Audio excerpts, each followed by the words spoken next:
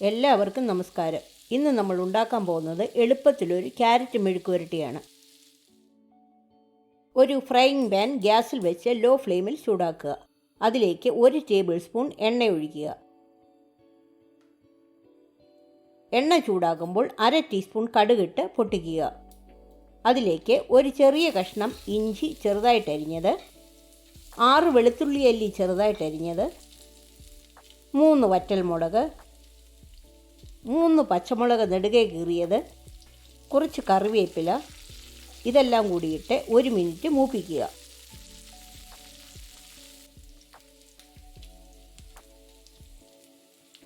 അതിലേക്ക് ഒരു മീഡിയം സവോള സ്ലൈസായിട്ട് അരിഞ്ഞത് ചേർക്കുക.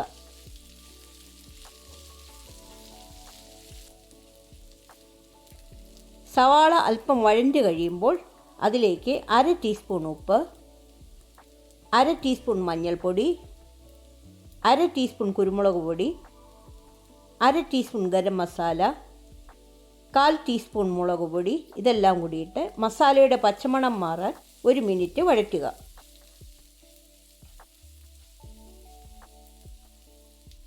അതിലേക്ക് 1/2 കിലോ ക്യാരറ്റ് 1 ഇഞ്ച് നീളത്തിൽ അല്പം വലിപ്പത്തിൽ അരിഞ്ഞത് നന്നായിട്ട് കഴുകിയ ശേഷം ചേർക്കുക.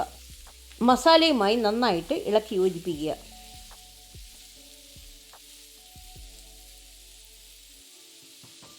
പാത്രം അടച്ചു വെച്ച് 5 മിനിറ്റ് വേവിക്കുക. 5 മിനിറ്റ് കഴിഞ്ഞ് അടപ്പ് മാറ്റി 10 മിനിറ്റ് ഫ്രൈ ചെയ്യുക.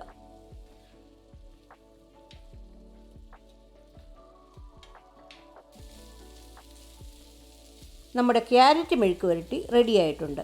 ഗ്യാസ് ഓഫ് ചെയ്ത് സെർവ് ചെയ്യാവുന്നതാണ്. ഈ റെസിപ്പി എല്ലാവർക്കും ഇഷ്ടപ്പെട്ടെന്ന് വിശ്വസിക്കുന്നു. ലൈക്ക് ചെയ്യാനും ഷെയർ ചെയ്യാനും സബ്സ്ക്രൈബ് ചെയ്യാനും മറക്കരുത്.